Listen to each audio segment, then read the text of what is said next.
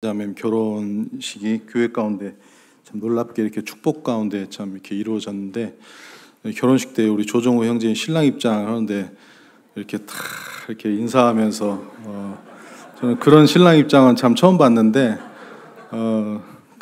마치 예수님이 잘 왔다고 이렇게 다 하는 것 같은 그런 그 인상을 받았어요. 그래서 참 형제가 평소에 참 주님을 사랑하고 그렇게 하더니 거기서도 주님을 닮은 모습이 보이는가 하는 생각을 해봤습니다. 예, 어제 학생부 MT가 이렇게 있었습니다.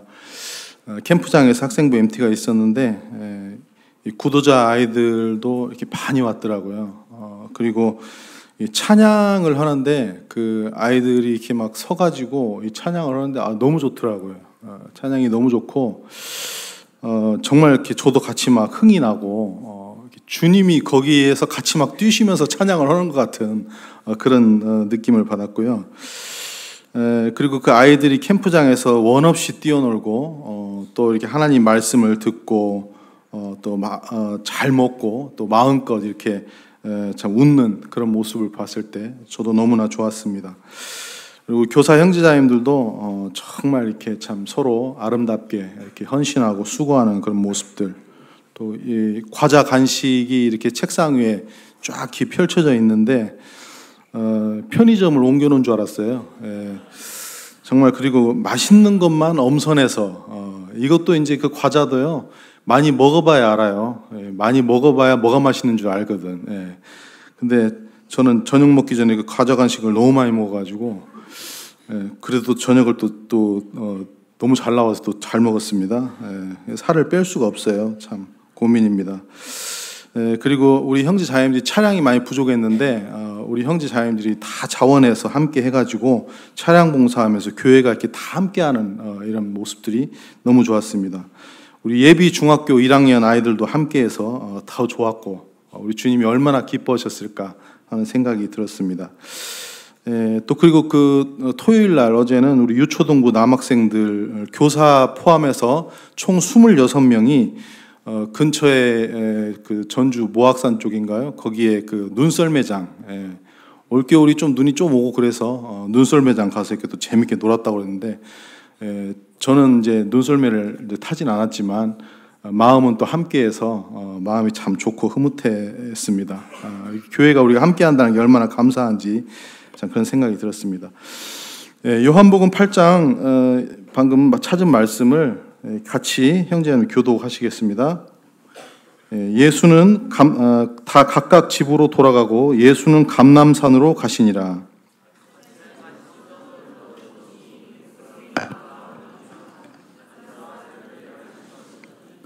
서기관들과 바리새인들이 음행 중에 잡힌 여자를 끌고 와서 가운데 세우고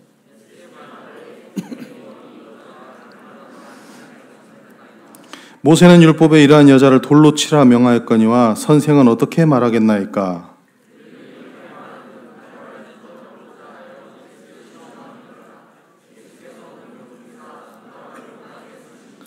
그들이 묻기를 맞이 아니하는지라. 이에 일어나 이르시되 너희 중에 죄 없는 자가 먼저 돌로 치라 하시고, 그들이 이 말씀을 듣고 양심의 가책을 느껴 어른으로 시작하여 젊은이까지 하나씩 나가고 오직 예수와 그 가운데 섰는 여자만 남았더라.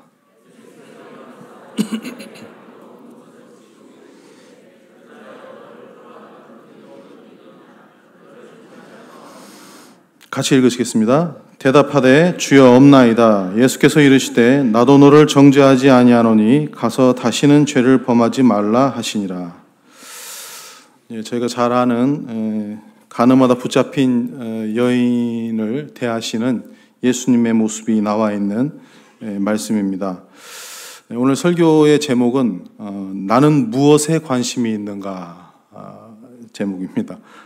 뭐라고요? 나는 무엇에 관심이 있는가.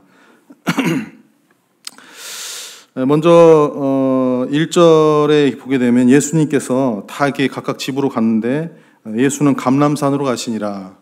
감람산을 왜 가셨는지에 대해서는 적혀 있지 않지만 주석가들은 기도로 가셨을 것이다. 우리 주님은 이렇게 늘 기도하시는 분이셨기 때문에 기도로 가셨을 것이다. 이렇게 그런 주석을 봤고요. 또 우리 2절에 아침에 다시 성전으로 들어오시니 백성이 다 나오는지라 앉으사 그들을 가르치시더니, 우리 주님은 항상 말씀을 가르치셨습니다.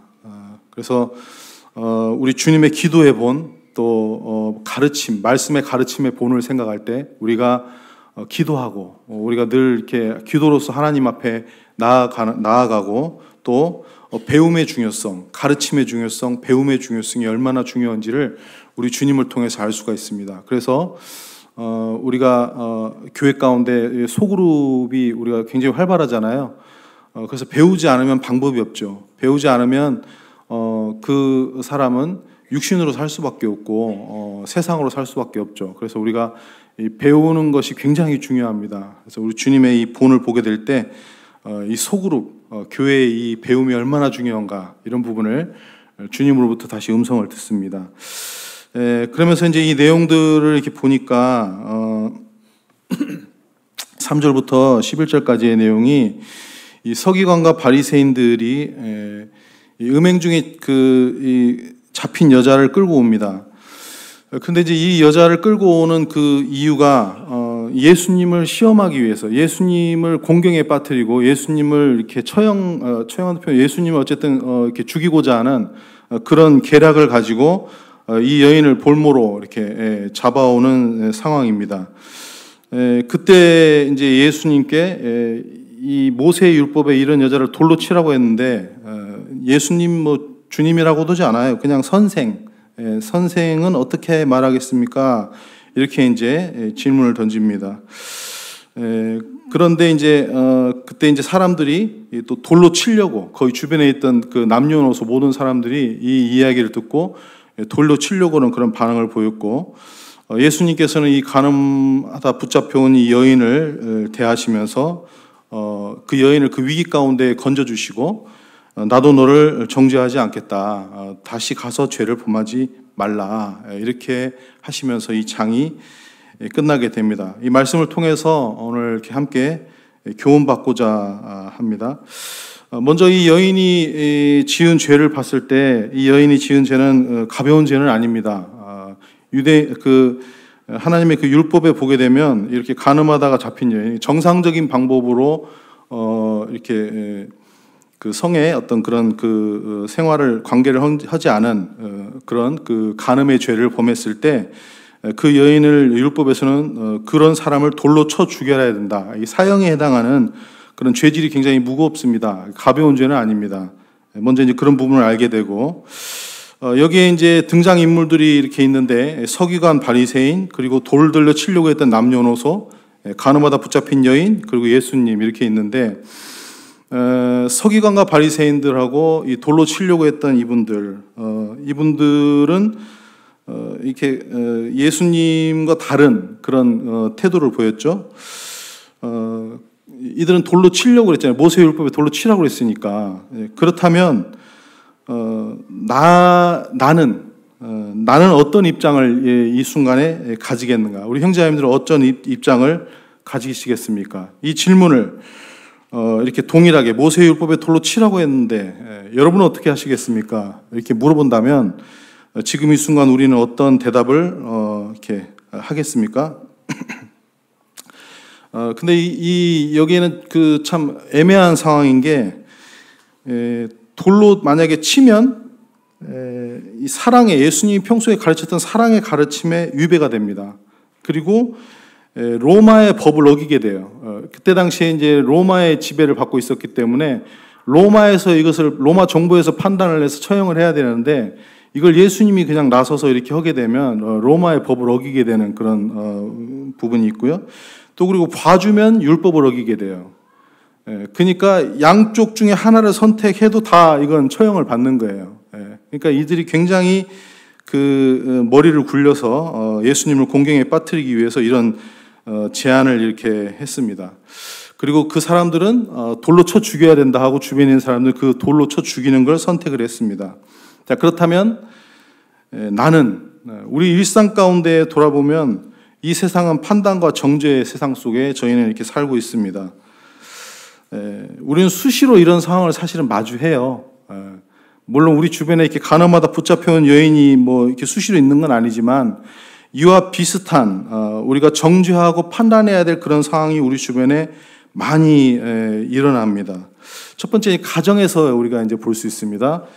부부간에 제가 이제 간증을 좀 이렇게 하면 제가 이제 저희 아내와 이제 결혼하고 20여 년 이렇게 이제 결혼 생활 가운데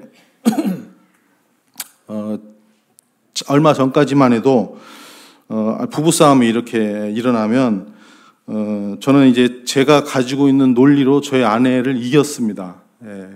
그래서 항상 제 아내가 제 논리에 이렇게 순복을 했고 그리고 이제 가정은 평안해지는 것처럼 보였습니다.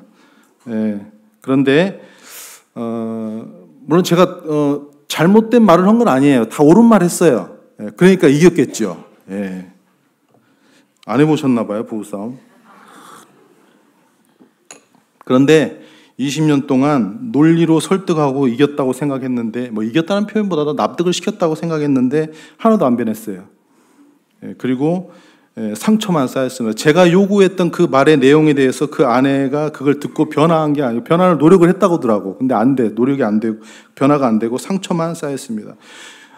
그것이 어떻게 해야 되나, 저에 대한 굉장한 그 불신과 원망으로 이렇게 저에게 다가왔습니다. 제가 이렇게 설교를 하고 상당히 제 나름대로는 온몸을 다 던져서 설교를 하고 내려가면 형제 자매님들이 오늘 은혜 받았다고 너무 감사하다고 좋다고 이런 그 피드백을 해주셨는데 저희 아내는 집에 가면 원맨쇼냐고 이렇게 막 내용은 하나 이렇게 얘기 안 하고, 그러니까 그 속마음은 뭐냐면 내 마음도 몰라주는데 뭘 한다고 하십니까? 이런 아내의 마음조차도 하나 못 알아주는 사람이 무슨 설교를 하고 무슨 사역을 한다고 그렇게 합니까? 이런 뜻이었던 거예요. 근데 저는 이제 우리 아내가 참 많이 부족하구나. 이 하나님의 말씀 듣는 것을 이런 식으로 평가하다니, 이렇게 이제 저는 생각을 했었죠. 근래에도 이제 어떤 트러블이 있을 때마다 요즘 좀 상처를 많이 받았었는데 주님이 이렇게 지혜를 주셨어요. 베드로전서 3장 7절 말씀을 같이 한번 보시겠습니다. 중요한 부분이기 때문에 한번 읽어보겠습니다. 베드로전서 3장 7절입니다. 방금 봤던 요한복음 말씀에 손을 놓으시고 베드로전서 3장 7절 같이 한번 읽어보시겠습니다. 남편들아, 이와 같이 지식을 따라 너희 아내와 동거하고 그를 더 연약한 그릇이요 또 생명의 은혜를 함께 이어받을 자로 알아 귀히 여기라. 이는 너희의 기도가 막히지 아니하게 하려 함이라. 여기 아내를 뭐라고 표현하고 있냐면 그를 더 연약한 그릇이다 이렇게 표현하고 있습니다. 아내는 그 감정이나 정서, 그 마음이 남자보다 약하다라고 이렇게 더 연약하다 이렇게 표현하고 있습니다. 제가 그걸 몰랐어요. 저하고 똑같은 줄 알았어요. 그래서 이게 보면은 사이즈가 저하고 비슷하잖아요. 성장하고 했으니까. 그래서 맞상대를 했는데 연약한 아내를 제가 상처 주고 힘들게 했더라고요. 그러니까 제가 감싸주고 제가 포용하고 품어줬었어야 되는데 이 한 말씀을 귀히 생각하지 않고 제가 아내에게 참 함부로 했구나, 그런 생각을 참 깨닫게 되고, 여자가 한을 품으면 온유에도 서리가 내린다고 그랬는데 저에게 돌아오는 것은 더 참 무서운 말만 돌아왔습니다. 생명을 은혜를 이어받을 자로 귀히 여기라, 주님 이렇게 참 말씀하셨는데요. 아들이 자식이 만약에 다쳤다라고 병원에서 연락이 왔습니다. 그 전화를 받았을 때, 아내가 그 전화를 받았을 때 앰뷸런스에 실려왔습니다. 앰뷸런스에 그 M자만 나오면 아내는 바로 그 자리에서 기절한다고 합니다. 그만큼 마음이 여리다는 거죠. 근데 남편은 기절하지 않고 상황을 대처하고 논리적으로 그것을 풀어나간다고 합니다. 이렇게 여자는 연약합니다. 여자가 남자보다 못하다 그런 말을 하는 게 아니라 남편이 있는 이유는 우리 주님께서 그렇게 말씀하셨죠. 그리스도께서 교회를 위하여 자신을 주신 거예요. 우리는 거기에 목숨을 주는 것에만 좀 초점을 둡니다.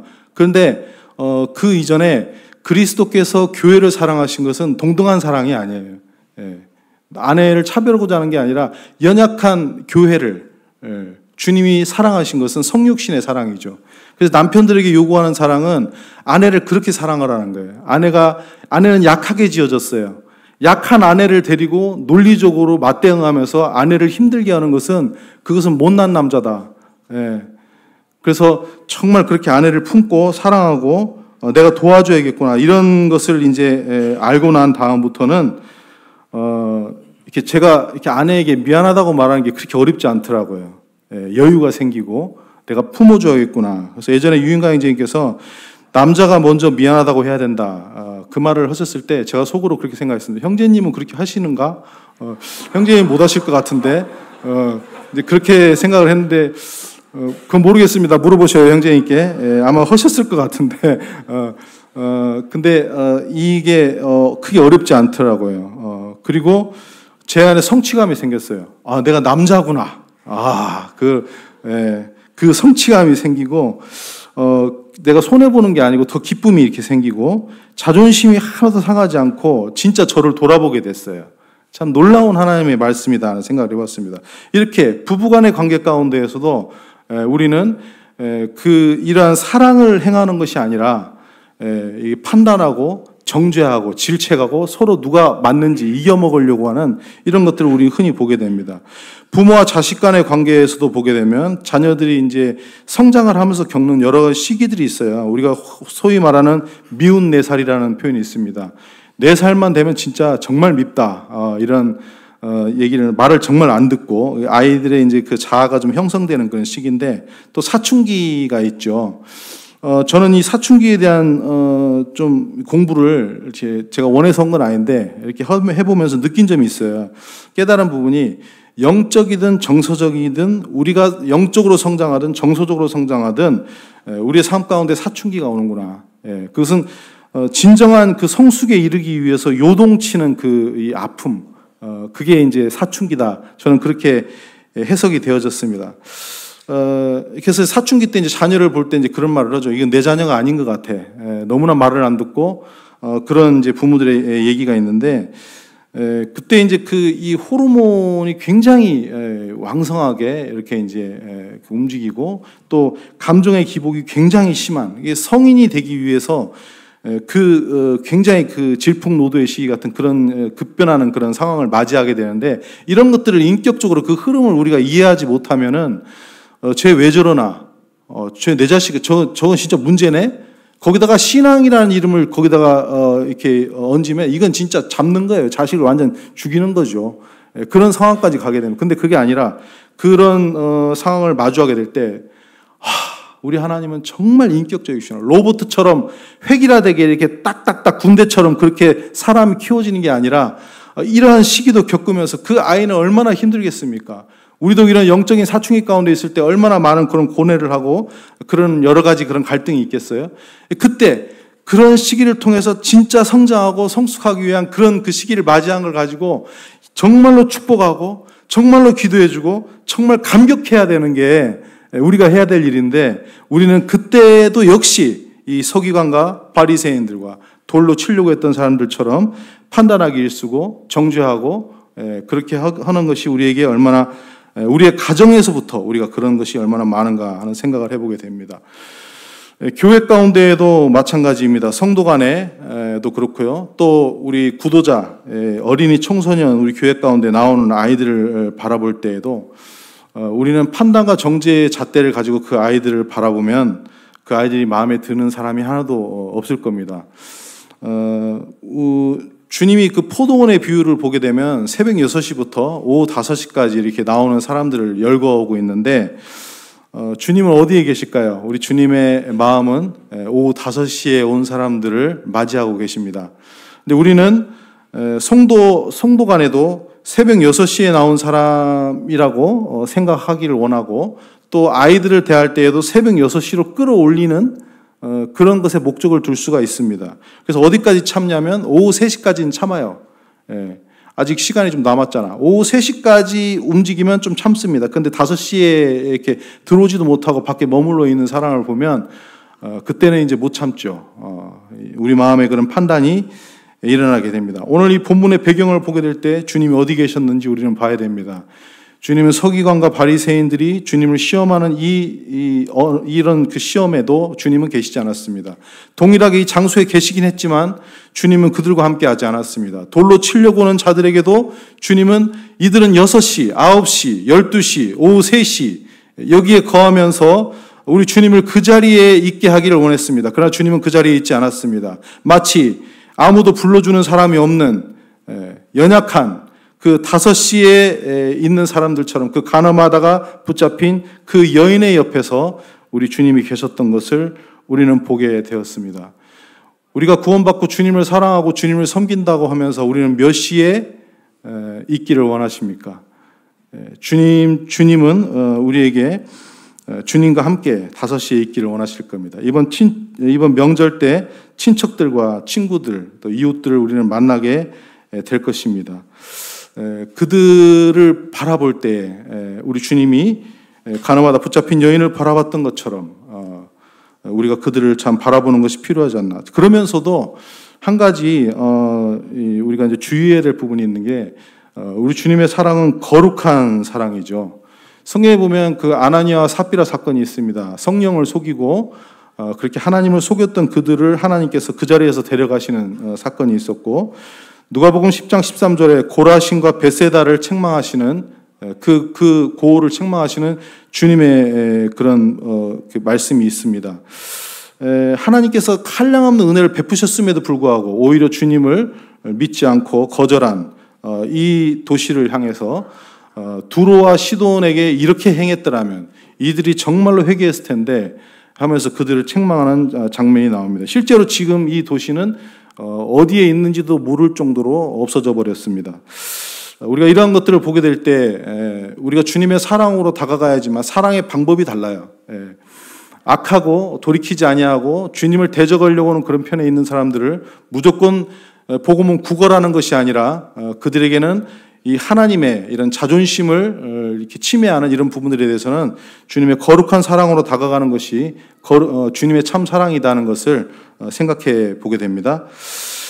그리고 또 내가 아는 복음은 따지는 복음인가, 은혜를 베푸는 복음인가. 저는 이 부분을 사실은 생각하면서 오늘 이 설교를 준비하게 되었습니다. 우리는 구원을 이렇게 받습니다. 구원을 받는데 내 죄가 이렇게 내가 이런 죄인인데 그 죄를 예수님이 십자가에서 용서해 주셨다 이렇게 알고 이제 구원을 받아요. 이게 그러고 나니까 복음을 전해도 당신이 죄인인데 예수님이 그 죄를 용서해 주셔서 이제 이게 복음이에요. 물론 복음이죠. 그리고 우리 삶 가운데에서도 맨 그런 정죄만 하고 다녀. 따지고 정죄하고 막 그런 거 하는 게 마치 복음인 것처럼 그렇게 돼버린 거예요. 그 사실은 복음의 올바른 열매가 아니잖아요. 그렇게 하라고 주님이 우리를 그렇게 사해 주신 게 아닌데, 그래서 율법적인 수준으로 율법을 이용해서 사람들을 정죄하고 나 자신도 그렇게 살고, 그러면 그런 분들이 이렇게 나타나는 그런 삶을 보면 딱딱합니다. 그리스도인이 항상 웃어야 되고 행복해야 되는데 딱딱하고 건조하고 늘 부정적이고 표정이 어둡고 근심에 가득. 수사관이 그러잖아요. 수사관은 항상 문제를 들춰야 되기 때문에 고민과 근심이 이렇게 많죠. 그리고 수사관은 문제가 뭐냐면 본인이 그렇게 실제로 섬기고 그런 주님을 닮은 모습도 없는데 수사를 많이 하다 보니까 자기보다 똑똑하고 자기보다 올바른 사람이 없다라는 착각에 빠집니다. 우리 주님의 은혜를 베푸신 복음을 듣고 구원을 받았는데 저희가 수사관이 돼 있습니까? 아니면 가늠하다 붙잡힌 여인의 옆에 계시는 그 주님의 모습이 저희들 마음 가운데 있습니까? 수사관으로서 실제로 시간과 물질과 실제 모든 걸 들여서 영혼을 섬기지 않고 어린아이 하나도, 우리 교회에 나오는 어린이 청소년 하나에게 아이스크림 하나도 사주지 못하면서 나는 판단과 정죄의 잣대를 가지고 내 자신이 마치 괜찮고 대단한 사람인 것처럼 그렇게 말로써 그렇게 따지는 그런 사람이 되어 있지는 않는지 주님 앞에 돌아봅니다. 이런 사람이 성경에는 많이 나옵니다. 향유를 깨트려서 예수님의 발 앞에 그 향유를 부어서 예수님의 장사를 예비했던 그 마리아 옆에 유다라는 사람이 그런 쓸데없는 허비를 한다라고 그렇게 말했습니다. 우리의 마음이 우리 주님의 본 마음을 알지 못한다면, 주님의 그 은혜를 진정으로 알지 못한다면 우리의 마음이 얼마나 건조하고 딱딱하고 수사관처럼 그런 삶을 자기가 살고 있는 것도 모르고 이 주님의 이 사랑이 넘치는 이 사랑하는 이 온고 송천교회 가운데에서 이렇게 하냐 못하냐 이런 걸 가지고 따지는 수사관이 돼 있지 않는지, 내 마음이 그렇게 강팍하게 돼 있지 않은지 우리가 주님 앞에 참 돌아볼 필요가 있다는 생각을 해보게 됩니다.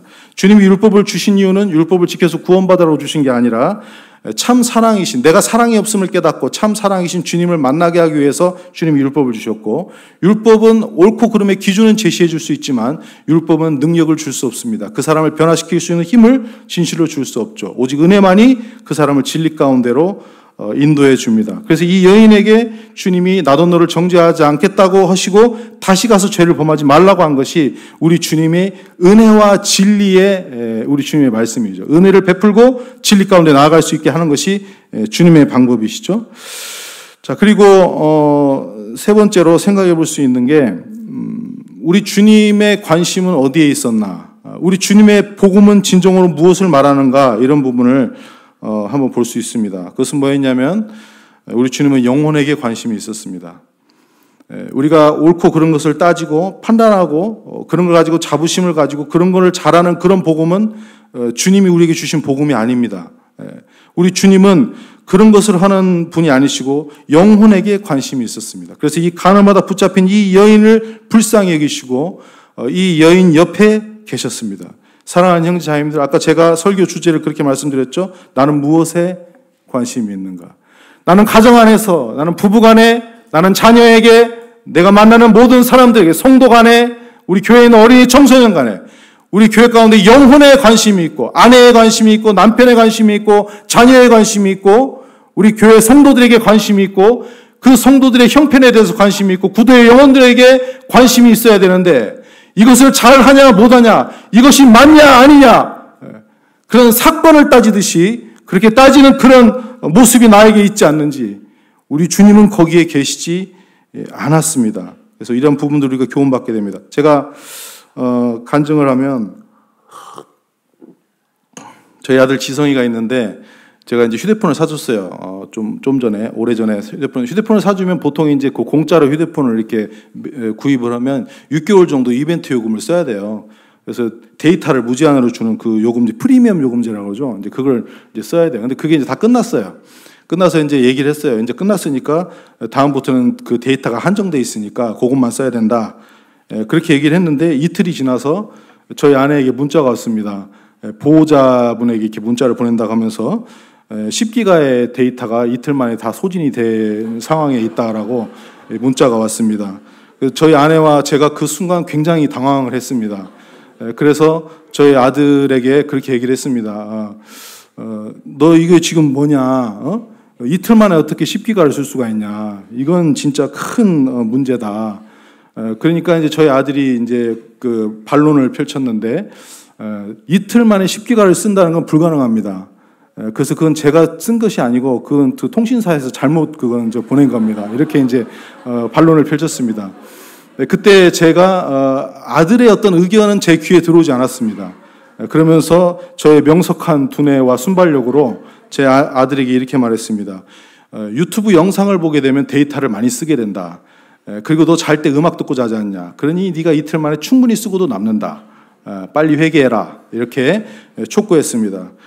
제 논리에 아들은 결국은 승복을 했고, 아들이 그렇게 얘기를 했습니다. 알았어요, 아버지. 앞으로 와이파이로 쓸게요. 그렇게 하고 뒤끝 있는 말을 한번 남겼습니다. 우리 집 와이파이는 너무 느려요. 그 말을 듣고 제가 이제 잠에 드는데 자꾸 제 마음에서 그런 생각이 들었어요. 너의 아들이 데이터보다 못하니? 그래서 제가 마음이 불편해서 새벽에 카톡을 보냈습니다. 너의 의견을, 내 사랑하는 아들, 나의 가장 자랑스러운 아들인 너의 의견을 내가 귀하게 생각하지 않고 데이터 비용에 눈이 멀어서 아들의 의견을 내가 무시한 것에 대해서 미안하다. KT 통신사에 전화를 해서 잘못된 것이 있는지에 대해서 한번 다시 알아보자. 이렇게 카톡을 보냈습니다. 자, 우리는 간음하다 붙잡힌 여인을 그 죄를 분별하면서 그 여인의 존재와 하나님과의 그 관계를 무너뜨리고 그 사람을 무시하고 그렇게 살아가는, 그렇게 마음먹는 그런 우리의 모습은 있지 않는지, 우리가 알고 있는 복음이, 우리 주님이 우리에게 주신 그 복음이 우리를 그렇게 하라고, 우리 주님이 우리와 같은 자를, 우리는 가늠하다 붙잡힌 여인이 아니었습니까? 우리는 절뚝발이 무비보셋이 아니었습니까? 우리는 지금도 빵점이 아닙니까? 내 안에 담겨있는 예수 그리스도, 나와 같은 질그릇에 온전하신 예수 그리스도가 담겨있기 때문에 내가 자존감이 있는 것이지, 나는 여전히 지금도 빵점입니다. 근데 내가 우리 주님보다 뭐가 잘난 것이 있다고 그 복음을 이용해서 우리는 따지고 있고 판단하고 있고, 그런 것을 가지고 마치 내가 주님을 잘 섬기는 것처럼 생각하는 그런 주님이 보실 때 정말로 안타까운 그런 상황에 있지 않는지. 유인간증께서 예전에 구원간증하실 때 그런 말씀을 한 적이 있습니다. 주님이 내 죄를 위해서 십자가에 지셨다고 말하지 않으시고, 주님이 나를 건지기 위해서 내 죄를 지셨다라고 간증을 하신 기억이 납니다. 말이 비슷한 것 같은데 틀려요. 내 죄를 위해서 우리 주님이 죽으셨다는 말은 틀린 말은 아닙니다. 그러나 그것은 수단화시킬 수 있습니다. 내 죄에 대한 문제만 우리가 전하고 있는 복음, 우리가 믿고 있는 복음은 내 죄에 초점이 있습니까?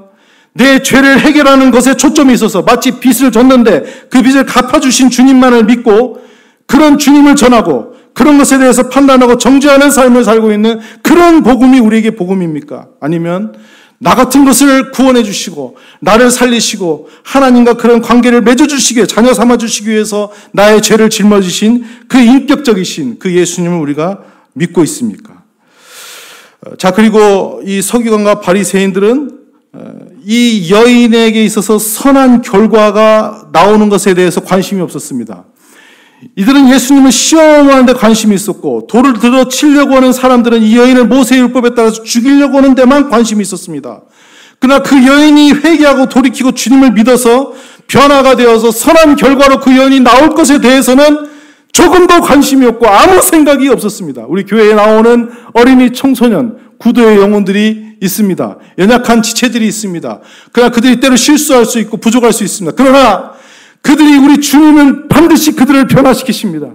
주님은 나를 주님이 변화시키신 것처럼 선한 결과로 주님이 이끄실 것이라는 것에 대해서 그 믿음을 가지지 않는다면 우리가 믿고 있는 복음이 무슨 복음이겠습니까? 나를 주님이 선한 결과로 인도하셨던 것처럼 반드시 모든 사람을 선한 결과로 인도하신다는 것을 우리가 기대하는 것, 그것이 바로 사랑이죠. 사랑은 모든 것을 믿으며 모든 것을 바라며, 그렇게 주님이 말씀하셨습니다. 그래서 비전은, 이게 비전이죠. 선한 결과로 인도하시는 우리 주님, 그 주님을 믿고 우리가 거기에 동참하는 삶을 사는 것, 이런 부분을 생각해 보게 됩니다. 10절에서 11절까지 말씀을 보게 됐을 때 방금 전에 이들을 대했던 주님의 말씀의 표현과 10절에서 11절까지 이 여인을 대하는 주님의 억양이 많이 달라지는 것을 볼 수 있습니다. 예수께서 일어나서 여자 위에 아무도 없는 것을 보시고 이르시되 여자여 너를 고발하던 그들이 어디 있느냐? 너를 정죄한 자가 없느냐? 대답하되 주여 없나이다. 예수께서 이르시되 나도 너를 정죄하지 아니하노니 가서 다시는 죄를 범하지 말라. 이들이 돌을 들어 치려고 하고 예수님을 공경에 빠뜨리려고 할 때 주님은 이들을 향해서 죄 없는 자가 돌을 먼저 들어서 치라. 그렇게 주님은 엄한 말씀으로 주님은 이들을 대하셨습니다. 그러나 이들이 다 가고 나서 주님은 이 여인을 대할 때 내가 이들을 쫓아내느라고 얼마나 고생했는 줄 알아? 너 똑바로 살아! 그렇게 말씀하신 것이 아니라 이 여인이 작은 소리에도 상처받을 수 있고 어려워질 수 있기 때문에 이 여인에게 속삭이면서 여자야 너를 고발하던 그들이 어디 있느냐? 너를 정죄한 자가 없느냐?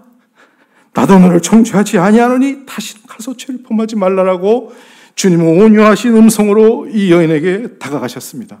사랑하는 형제자매님들, 우리가 믿은 주님은 어떤 주님이십니까? 가늠하다 붙잡힌 여인과 같은 나 같은 죄인을 주님이 어떻게 사랑해 주셨습니까? 그런 주님을 만났으면 우리와 같은 처지에 있었던 사람들이 이 교회 가운데 나올 때, 연약한 지체들이 우리 교회 가운데 있을 때 그들을 어떻게 우리가 대해야겠습니까? 우리의 물질과 우리의 시간과 우리의 모든 것을 입으로만 사랑하는 것이 아니라 진실로 그들을 판단하지 아니하고 주님의 사랑으로 그 옆에서 온유한 마음으로 그들을 대하고 그렇게 사랑해야 되는 것이 우리에게 주신 주님의 사랑이고 주님의 복음이실 것이고 주님의 본의일 것입니다. 고린도후서 말씀 보고 말씀을 마치겠습니다. 고린도후서 5장 14절 말씀입니다. 고린도후서 5장 14절 말씀입니다. 제가 읽겠습니다. 그리스도의 사랑이 우리를 강권하시는도다. 우리 주님의 그 십자가의 사랑이 우리를 강권하십니다. 그런데 15절에 보니까 그가 모든 사람을 대신하여 죽으시면 살아있는 자들로 하여금 다시는 그들 자신을 위하여 살지 않고 라고 되어 있습니다. 윌리엄 맥도날드 형제님 주석에 보니까 이것을 이렇게 표현해서 자신을 위하여 다시는 그들 자신을 위해 살지 않고라는 말씀을 뭐라고 표현했냐면 그리스도께서는 사소하고 개인적인 삶을 살게 하기 위해서 죽으신 것이 아니다 이렇게 말씀하고 있습니다.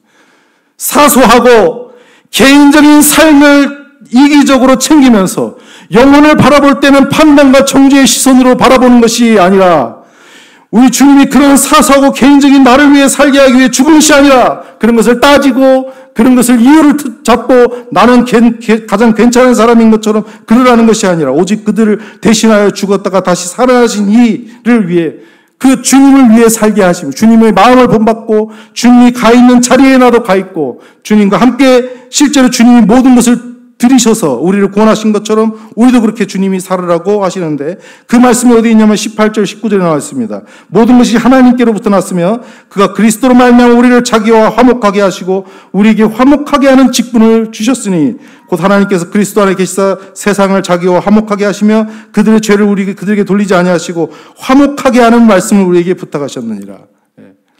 주님의 그 놀라운 사랑은 우리로 하여금 강권하시는데 이제 우리가 자신을 위해 살지 아니하고 주님을 위해 살게 하시는데 먼저는 하나님과 화목하고 그리고 다른 사람들과 우리가 화목하는 이게 뭐예요? 이게 교회입니다.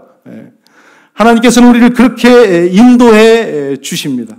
사랑하는 형제 자매님들, 저희들이 다시금 거의 매번 듣는 얘기인데 오늘 다시금 이 주님의 말씀을 되새기면서 나는 어느 편에 서 있는 사람이 되어 있는지 아니면 우리 주님을 본받아서 하나님과 화목하고 그리고 다른 사람들과 화목하는 그 사랑을 행하고 베푸는 그런 놀라운 주님을 닮은 그런 삶을 사는지를 돌아보고 나는 무엇에 관심이 있는가 주님의 말씀을 우리 함께 참 묵상해 보았으면 좋겠습니다. 기도하시겠습니다. 하나님 아버지 감사합니다. 강팍해져 있는 저희 마음, 이기적인 저희 마음을 십자가의 사랑으로 녹이시고 저희를 주님이 구원해 주시고 지금도 성령께서 저희를 돌보시고 함께해 주십니다. 아버지 하나님 이 주님의 놀라운 사랑과 은혜를 저희가 잊지 않기를 소원합니다. 그래야 해서 우리 사랑하는 형제 자매들과 인내하고 서로 참고 기다리고 소망하고 선한 결과를 기대하고 정말로 주님 안에서 하나가 되어서 주님이 정말로 기뻐하시고 영광을 받으시는 그런 아름다운 신앙의 삶으로 주님 앞에 영광 돌리는 그런 저희들의 삶으로 주님 인도해 주시기를 원합니다. 명절에 우리 사랑하는 형제자매님들 믿지 않는 가족들을 만나게 될 터인데 주님과 동행하고 성령님을 의지하여서 우리 가족들에게 선한 간증을 거룩한 사랑을 참 섬기는 사랑으로 섬기는 우리 모두가 될 수 있도록 주께서 늘 함께해 주시기를 원합니다. 감사를 드렸고 예수님의 이름으로 기도드리옵나이다. 아멘.